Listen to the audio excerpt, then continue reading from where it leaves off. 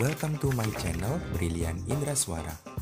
Mari kita berteman dengan cara klik tombol subscribe dan nyalakan lonceng notifikasinya supaya kamu jadi yang terupdate. Assalamualaikum warahmatullahi wabarakatuh. Selamat pagi dan salam sejahtera untuk kita semua. Anak-anakku yang masih berada di rumah dan tetap mengikuti pembelajaran daring, bagaimana kabar kalian hari ini? Saya doakan kalian tetap sehat dan tetap semangat dalam mengikuti pembelajaran daring. Anak-anak, setelah kalian selama 1 minggu kemarin melaksanakan PTS atau penilaian tengah semester, kali ini saya akan melanjutkan lagi materi pembelajaran IPA di semester 2. Kalian saat ini sudah masuk ke bab 8, yaitu partikel penyusun benda dan makhluk hidup. Partikel dasar penyusun materi terdiri atas 3 jenis. Yang pertama yaitu atom. Nah, ini di semester kemarin kalian sudah mempelajari apa itu atom. Atom adalah satuan terkecil dari suatu materi yang terdiri atas inti yang mengandung proton dan neutron, serta kulit yang berisi elektron. Jadi atom ini terdiri atas proton, neutron, dan elektron. Kemudian yang kedua adalah molekul. Molekul yaitu gabungan dari beberapa atom unsur bisa 2 atau lebih. Kemudian ada ion. Ion adalah atom yang bermuatan listrik. Ion yang bermuatan listrik positif disebut kation, sedangkan yang bermuatan negatif disebut dengan anion. Jadi ketiga atom, molekul, dan ion ini merupakan partikel dasar penyusun materi. Saya akan lebih jelas menyampaikannya dalam slide berikutnya. Berikutnya yang pertama adalah atom. Nah, ini di sebelah kiri kalian, di sebelah kiri layar kalian, ini ada model atom. Ada atom karbon. Sebelumnya saya sudah menjelaskan ya, di bagian tengah ini merupakan bagian inti atom.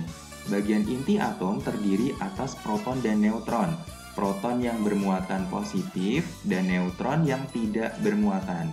Kemudian inti atom ini dikelilingi oleh elektron yang menempati orbit atau lintasannya. Kemudian atom-atom yang punya karakteristik yang sama itu dinamakan unsur. Supaya lebih jelasnya lagi, saya akan memiliki ilustrasi sebagai berikut.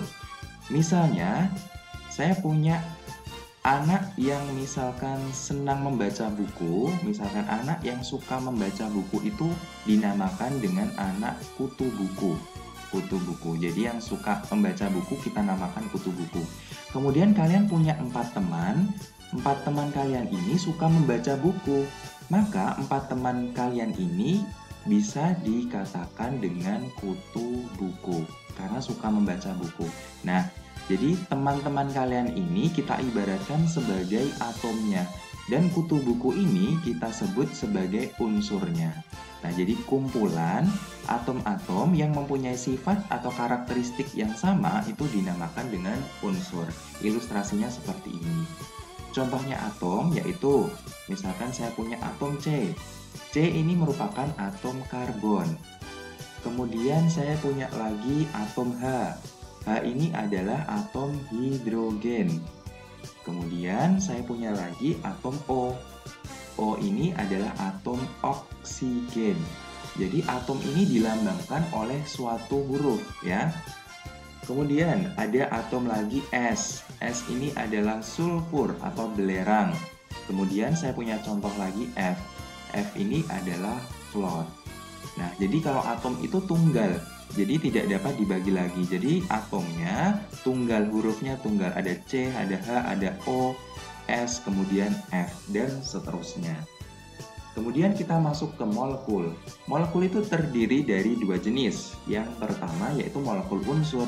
Molekul unsur yaitu gabungan dari atom unsur yang sama jenisnya. Ingat, sama ya, jenisnya sama. Contoh molekul unsur adalah, jadi ada C2. Jadi sekarang ada angkanya. Ini penyebutannya sama, juga karbon. Terus berikutnya ada lagi, saya kasih contoh misalkan H2. Ini juga penyebutannya sama, hidrogen, hanya penulisannya yang berbeda.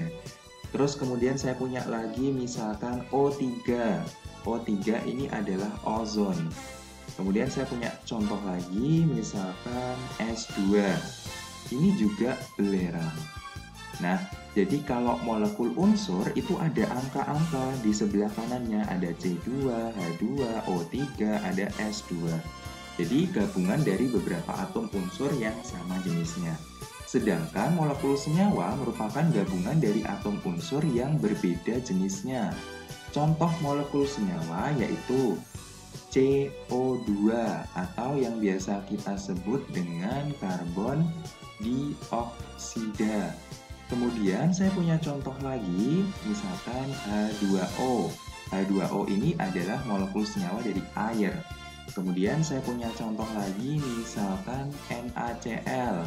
NaCl ini adalah garam dapur atau garam yang biasa kalian gunakan, ibu kalian gunakan sebagai penyedap. Kemudian saya punya contoh lagi H2SO4 atau nama lainnya adalah asam sulfat. Nah, jadi tahu ya perbedaannya, kalau molekul senyawa itu ada dua atom unsur yang berbeda. Nah, ini ada C, satunya lagi ada O. Kemudian ada H, ada O. Kemudian ada Na, satunya lagi ada Cl. Kemudian ada H, satunya lagi S, kemudian ada O. Jadi terdiri dari berbeda jenis unsurnya. Kalau molekul unsur itu sama, ya. Kalian perhatikan contoh-contohnya tadi. Kemudian kita masuk ke ion. Ion itu terdiri dari dua jenis, sebelumnya kan sudah saya jelaskan tadi. Kalau kation itu adalah ion yang bermuatan positif, sedangkan anion, ion yang bermuatan negatif. Nah, saya kasih contoh lagi. Kalau kation karena muatannya positif, contohnya adalah Na+, kemudian ada Mg2+, kemudian ada lagi Ca2+, kemudian ada lagi K+. Kemudian kalau anion, yaitu ion yang bermuatan negatif, contohnya adalah F-, kemudian ada S2-, contohnya lagi ada I-, ada lagi Cl-. Nah, jadi ion ada muatannya. Muatannya ini ada plus, 2+, ada plus. Sedangkan anion ini min, 2-, ada min dan min. Nah, jadi ion itu punya muatan. Nah, itu perbedaan dari atom, molekul, dan ion. Tugas kalian hari ini adalah kalian golongkan ke-10 partikel ini tergolong atom, molekul unsur, molekul senyawa, kation, atau anion. Nanti kalian centang di salah satu kotaknya. Misalkan Br2, ini saya kasih contoh, misalkan Br2 ini misalkan kalian pilih anion. Nah, kalian centang di sini. Ini contoh saja ya. Jadi misalkan kalian centang sini. Oh, jadi Br2 ini saya golongkan anion. Nah, nanti dan seterusnya kalian centang nomor 1 sampai 10 tergolong di golongan yang mana? Atom, molekul unsur kah, molekul senyawa, kation, atau anion kah? Kalian tulis di buku tugas kalian, jangan lupa di atasnya kalian tulis nama, kelas, dan nomor absen. Kemudian kalian foto dan kalian kirim di link tugas hari ini. Untuk pembelajaran kali ini saya cukupkan sekian, kurang lebihnya saya mohon maaf. Wassalamualaikum warahmatullahi wabarakatuh.